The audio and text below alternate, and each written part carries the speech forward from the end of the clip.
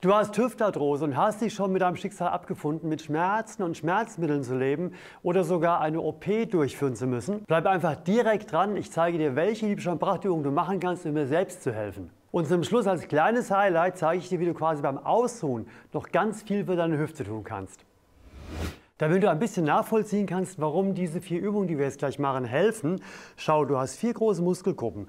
Vorne der Hüftbeuger, hinten Gesäß, hier die Außenseite der Oberschenkel und hier die Adduktoren an der Innenseite. Und die dehnen wir auf und dann sinken deine Chancen total, Hüftarthrose überhaupt entwickeln zu können. Die Ina ist wieder dabei, die Ina macht die Übung und ich leite sie an und du kannst gleich mitmachen. Die Übungen sind nämlich alle in Mitmachlänge, nutzt die Gelegenheit. Wir zeigen es für das linke Bein. Ja? Wenn du an dem rechten Bein Probleme hast, dann mach es einfach auf der anderen Seite. Bitte setz dich erstmal bequem, wie die Ina da sitzt.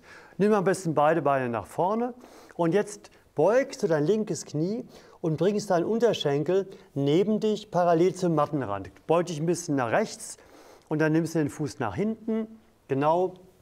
Und jetzt versuche hier mit dem Fußgelenk möglichst weit an den Boden zu kommen. Es kann sein, dass du noch einen kleinen Abstand hast, aber das geht dann im Laufe der Zeit immer niedriger. Dann zieht es in den Fußrücken noch rein.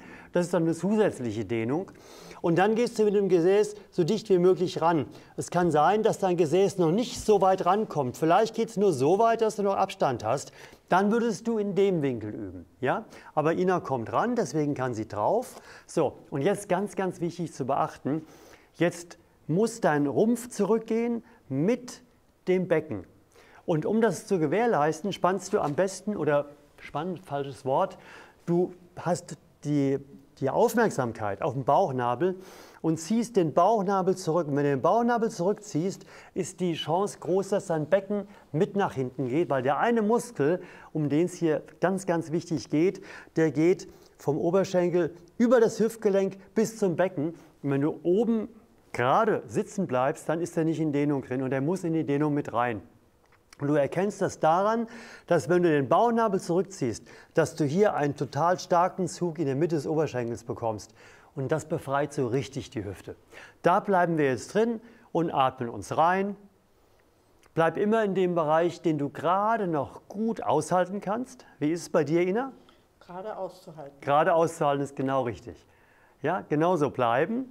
Schön atmen. Und du kannst versuchen, beim Ausatmen immer ein bisschen weiter in die Dehnung zu gehen. Wenn du noch nicht mit dem Gesäß die Ferse berührst, dann würdest du beim weiteren Reindehnen erstmal mit dem Gesäß immer weiter Richtung Fuß gehen. Wenn du mit dem Gesäß auf dem Fuß bist, dann kannst du anfangen, immer mehr mit dem Rumpf nach hinten zu gehen. Aber habe überhaupt keine Krise, wenn du nur bis dahin kommst. Ina ist da gedehnt, ja. Aber selbst hier kannst du schon einen großen Zug kriegen. Also lass dich dadurch nicht verwirren. Nimm es eher als Horizont. Wenn du eine Weile übst, dann kannst du das genauso gut wie die Ina, die die Übung ja auch regelmäßig macht. Ja? Und jetzt, wenn du das, wir haben das ungefähr eine Minute jetzt gemacht, vielleicht ein bisschen länger, jetzt bringen wir doch mal das Krafttraining rein. Das heißt, Ina, ist gut konzentrieren. Du versuchst, ohne dich zu bewegen, dein Bein zu strecken. Und dann spannt natürlich dein Oberschenkel an, aber du versuchst, dass das Bein ganz ruhig bleibt, sich nicht bewegt. Ja. Lässt wieder locker und dann merkst du vielleicht, dass du ein bisschen weiter nach hinten kannst. Und dann machen wir das nochmal. Der Fuß will in den Boden rein. Genau, dein Gesicht verrät Anspannung, das ist gut. Richtig angestrengt arbeiten, da in dem Bereich der Beine kannst du wirklich voll die Kraft geben. Wieder locker lassen und noch ein bisschen weiter rein und dann nochmal. Der Fuß will in die Matte, will richtig fest rein und wieder locker lassen. Nochmal weiter rein. Das war die erste Übung. Und jetzt geht es ums Gesäß. Spielt eine ganz, ganz große Rolle bei Hüftarthrose, weil es oft verspannt ist. Setz dich wie Ina auf einen Stuhl und nimm direkt dein linkes Bein über das rechte. Es kann aber sein, dass es nicht klappt, du kommst gar nicht da hoch. Ina, geh nochmal runter bitte. Jetzt streck mal das rechte Bein und leg mal den linken Fuß einfach nur da unten drauf. Es kann sein, dass du hier schon Dehnung verspürst. Ja? Wenn das so ist, dann ist das deine Übungsposition. Vielleicht geht es aber auch ein bisschen weiter, vielleicht kommst du ja bis hier, dann würdest du hier üben. Und wenn du aufs Knie kommst, aber nicht weiter, dann übst du da, Vielleicht kannst du das Bein aber beugen und wenn du das Bein beugst, geht das Knie ja höher und dann wird die Vordehnung nochmal größer. Ja? Also such dir jetzt genau deine Position, wie weit du kommst. Du musst nicht so weit sein wie die Ina, das ist überhaupt nicht wichtig. Hauptsache du übst an dem Bereich, wo du die Spannung spürst. Und dann nimmst du die rechte Hand ans rechte Fußgelenk, die linke Hand ans linke Knie. Und das ist jetzt die Ausgangsposition. Oder eben tiefer, wie gesagt. Und jetzt ist es wichtig, du machst ein Hohlkreuz. Oft sollst du ja kein Hohlkreuz machen, aber in der Position machst du ein Hohlkreuz, weil das sorgt dafür, dass dein Rumpf schön aufrecht ist. Und in dieser Position gehst du jetzt, wohlgemerkt wie eben auch, mit dem Bauchnabel nach vorne. Warum? Wenn ich sage, beug dich vor, dann machen die meisten Leute einen runden Rücken. Ja? Du sollst aber gerade bleiben, damit die Dehnung direkt aufs Gesäß geht, weil da willst du die Freiheit herstellen, damit deine Hüfte entlastet wird. Und deswegen gehst du jetzt nur mit dem Bauchnabel nach vorne und dann merkst du direkt den Zug auf dem Gesäß. Gell? Ja. Und bleib so. Jetzt gehst du so weit nach vorne, wie du es gerade noch gut ertragen kannst, beugst aber nicht den Rücken. Versuch den Rücken ganz starr mit dem Becken verbunden zu lassen. Und dann hast du die größte Dehnung im Gesäß und hast die beste Wirksamkeit für diese Übung. Immer dran denken, Ina, der untere Rücken will vor, also der Bauchnabel will vor, nicht der obere. Der obere ist völlig egal. Ja? Da weichst du höchstens der Dehnung aus. Ja, viele denken dann, oh, wenn ich mich so vorbeugen kann, ist es eine gute Übung, aber da ist die Dehnung vollkommen am falschen Platz. Gar nicht da, wo sie hingehört, damit du diese Entlastung der Hüfte hast. Immer schön atmen, tief ein, tief aus, das Ausatmen schön nutzen, wohlfühlen. Wohlfühlen ist wichtig bei diesen Übungen. Und der Dehnungsschmerz muss so klein bleiben, sage ich mal, dass es gerade noch geht, ohne jetzt irgendwas aushalten zu müssen. Ja, gerade noch gut erträglich. Und jetzt machen wir auch hier das Krafttraining. Jetzt drückst du aktiv mit deinem linken Fuß, mit deinem linken Unterschenkel gegen dein rechtes Knie. Richtig fest drücken. Ina, steuer mal an, als wollte dein linkes Bein aus eigener Kraft das rechte in den Boden reindrücken. Lass wieder locker. Und geh im Hohlkreuz bleibend wieder ein Stückchen nach vorne. Ja, durch dieses Krafttraining kriegst du Kraft in diese Winkel, was unheimlich wichtig ist, und gleichzeitig machst du dich flexibler. Und nochmal, du drückst den linken Fuß wieder auf das rechte Bein. Lässt locker, gehst noch ein bisschen weiter vor. Wie ist es von der Intensität jetzt? Gerade an der Grenze? Gut so, an der Grenze, ja. Okay, nicht übertreiben, ja? Wenn du nur angespannt gucken musst und nicht mehr lächeln kannst, dann bist du zu hoch. Und langsam wieder raus. Jetzt haben wir die Hüfte von vorne schon ein gutes Stück freier und von hinten ein gutes Stück freier.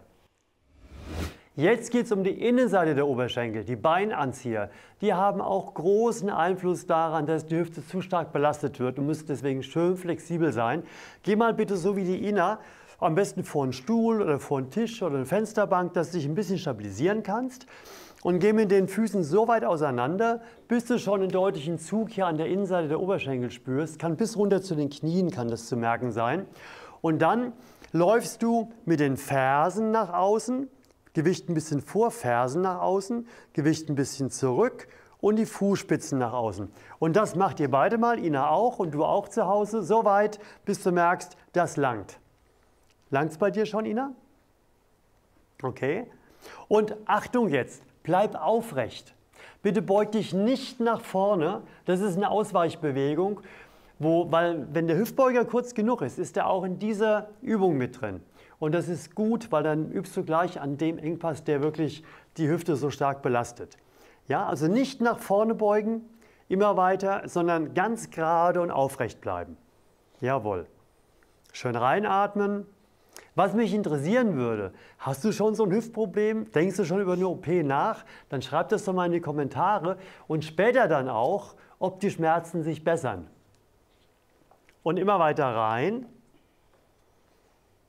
Okay, und jetzt fangen wir mit dem Krafttraining an. Krafttraining heißt jetzt, du drückst beide Füße aufeinander zu, als wolltest du sie zusammenziehen unter dir. Richtig festdrücken und dann merkst du hier, der ganze Bereich spannt sich an. Richtig festdrücken und wieder locker lassen. Und jetzt schau mal, vielleicht geht es noch ein Stückchen weiter auseinander. Du zu Hause auch. Und nochmal, richtig festdrücken,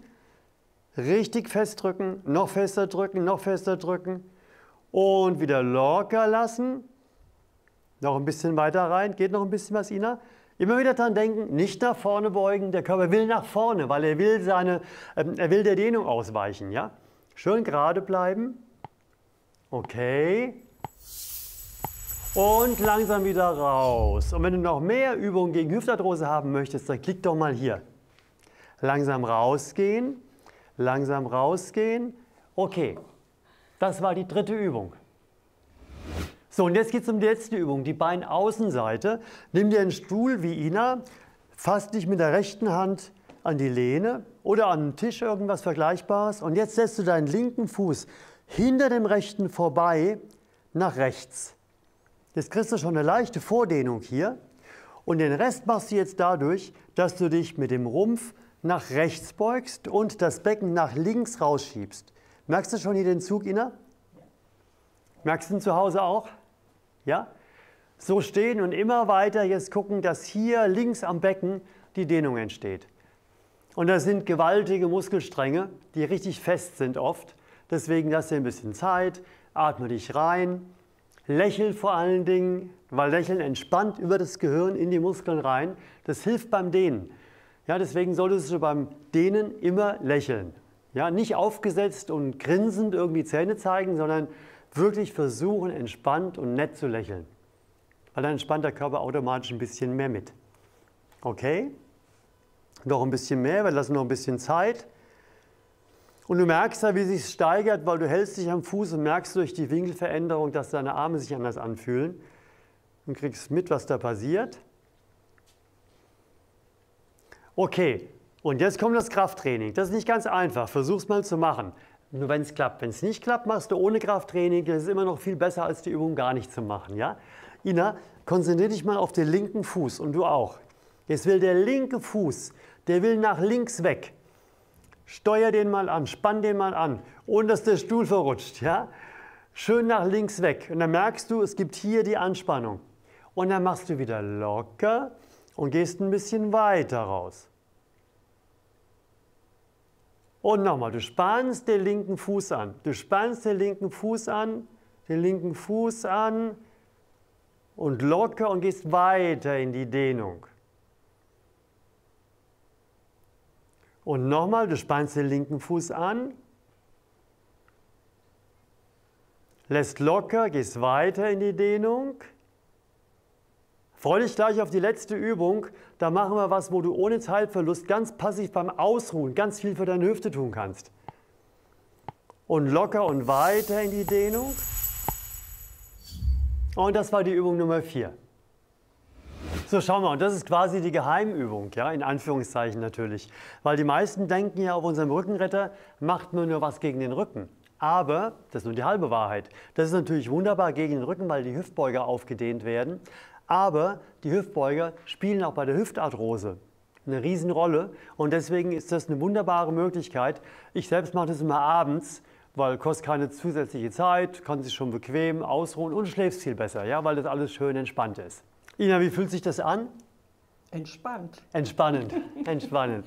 Okay, wenn du noch weitere Übungen machen möchtest gegen Kniearthrose, da hat dieser Muskel auch was mit zu tun, den wir vorhin gedehnt haben, dann klickst du bitte hier.